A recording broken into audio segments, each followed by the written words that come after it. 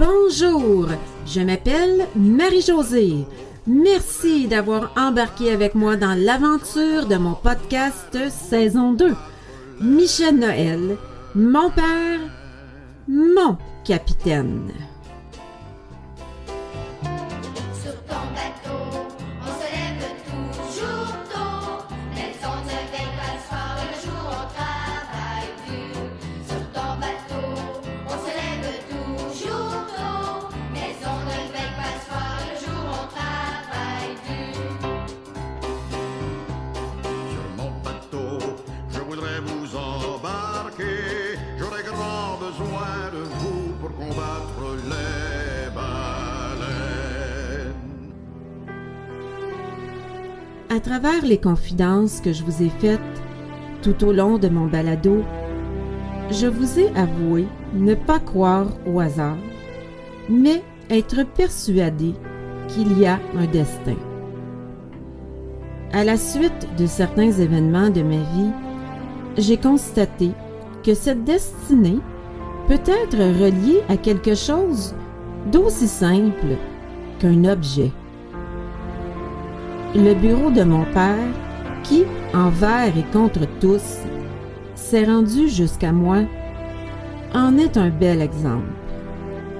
Dans ce chapitre, je vous révèle qu'il y a un autre souvenir ayant appartenu à mon père qui a trouvé, de manière tout aussi inattendue, son chemin jusqu'à moi. Je veux parler de sa bague en or, gravée de ses initiales, que je possède encore, plus de 30 ans plus tard, et ce, malgré l'avoir perdue à plusieurs reprises.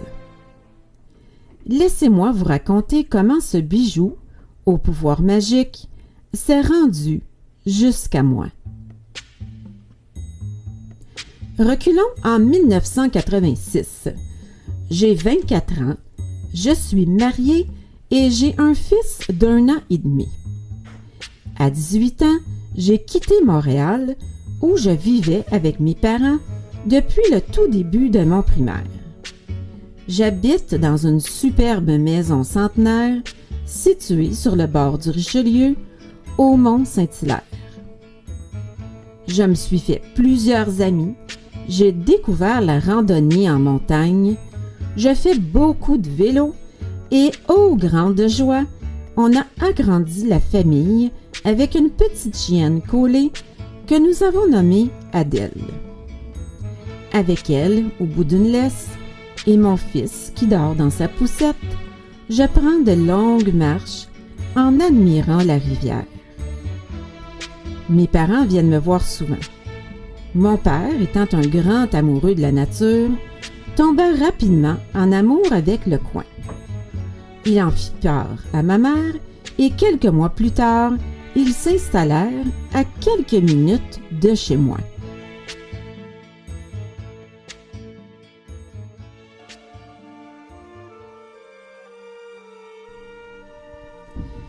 Je suis au comble du bonheur. J'adore la région. Je suis attachée à mon entourage. Et par-dessus tout, je savoure chaque instant passé avec mon père. Je vais fréquemment le voir dans sa nouvelle maison. Seuls, tous les deux, on jase voyage, littérature, projets fous. À l'occasion, je vais le rejoindre au restaurant.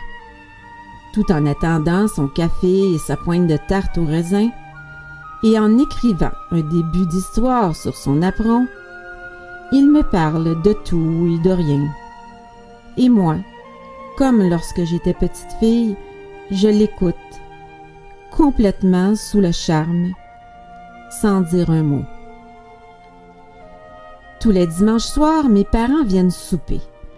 Mon ex-époux parle carrière avec ma mère.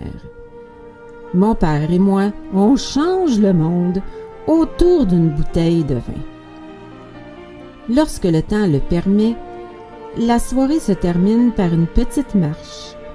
Ma mère s'empare de la poussette, mon père s'occupe de montrer à notre Adèle comment bien suivre. je tiens tout pour acquis. Je suis persuadée que la vie va continuer de couler ainsi doucement, comme dans un film de Walt Disney, jusqu'à la fin de mes jours. Dans ma naïveté, je m'accroche à l'idée que je porterai éternellement mes lunettes teintées de rose.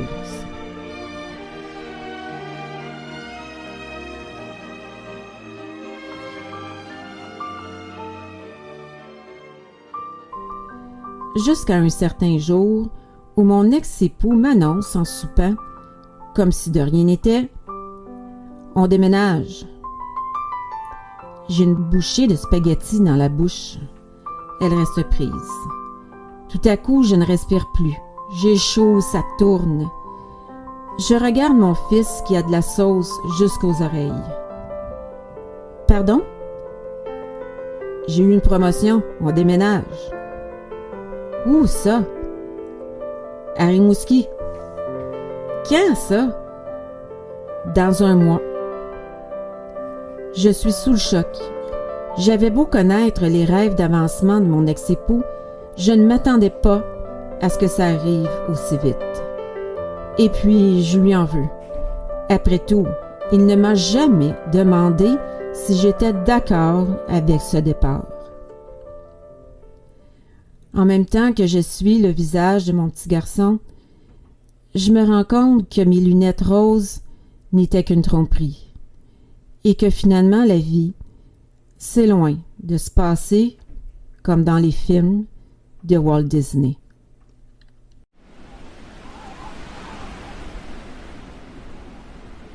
Quatre semaines plus tard, début février.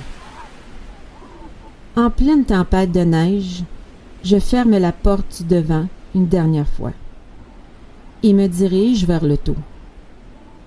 Mon ex-époux termine de tout placer. Nos valises sont entassées en arrière, mon fils est emmitouflé dans son siège et notre Adèle est installée dans sa cage. Pendant qu'il s'assure qu'on n'a rien oublié, moi je me tiens debout sur le bord du trottoir et complètement gelé, je dis au revoir à mes parents qui, malgré leur aversion pour l'hiver, sont venus nous rejoindre afin de nous dire un dernier au revoir. Mon père s'approche vers moi.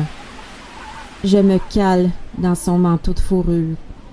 Je le serre très fort dans mes bras.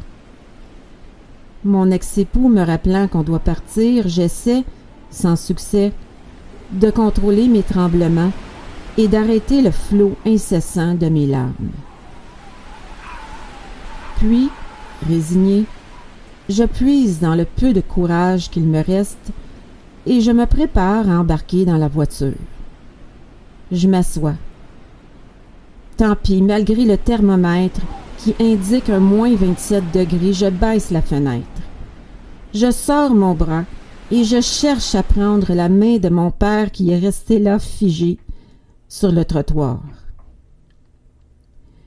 Nos deux mains se réunissent. Je me rappelle encore l'odeur de son gant en cuir. Il se penche vers moi et tout en déposant quelque chose entre mes doigts, il me dit « Tiens ma Josée, prends ça. C'est une bague en or. Je l'ai reçue en cadeau quand j'ai quitté CKC. Mes initiales y sont gravées. Garde-la toujours près de toi. Dans les moments difficiles, tu n'auras qu'à la glisser le long de ton doigt et elle t'aidera. Grâce à elle, on ne sera jamais séparés. Et rappelle-toi, un départ, c'est pas une fin, c'est un commencement. »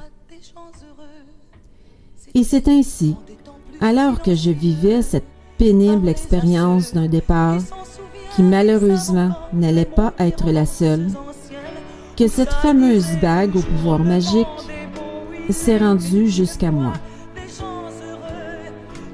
Tout au long de la route qui nous menait vers Rimouski, j'ai repensé souvent à la phrase que mon père m'avait murmurée. « Un départ, c'est pas une fin, ma Josée, c'est un commencement. » Je me demandais quelle expérience lui avait apporté cette réflexion. Tout à coup, j'ai entendu, alors qu'on traversait la ville de Rivière-du-Loup, le sifflement d'un train. Et la réponse m'est apparue. Je me suis rappelé le moment où mon père m'avait raconté le jour où il avait dû prendre le train en direction d'Halifax. Je me suis rappelé qu'il m'avait aussi confié à ce moment-là combien ça avait été difficile pour lui de quitter sa mère. C'était en 1943. Il portait un habit de soldat. Dans son havre-sac, glissé entre une boussole et une paire de jumelles, il n'emportait avec lui, comme seuls effets personnels, qu'une photo de sa mère et un mouchoir de son père. Quand il s'est retourné, juste avant d'embarquer dans le wagon, afin de regarder ma grand-mère une dernière fois, il ne savait pas s'il allait revenir. Il croyait que ce départ était une fin. Mais il semble que cette guerre, cet autre drame inimaginable qui s'est pointé dans leur vie et à laquelle il avait été contraint de participer, lui a fait comprendre que finalement, puisqu'il en reviendra, un départ, ça peut aussi être un commencement. Vous joindrez-vous à moi pour la suite? Je l'espère bien. D'ici là, abonnez-vous à ma page Facebook Marie-Josée Conteuse et ayez droit à des extras. Sur mon bateau, on traverse l'océan. On fait des grands voyages sur des îles oubliées. Sur mon bateau, on traverse l'océan. On fait des grands voyages sur des îles oubliées.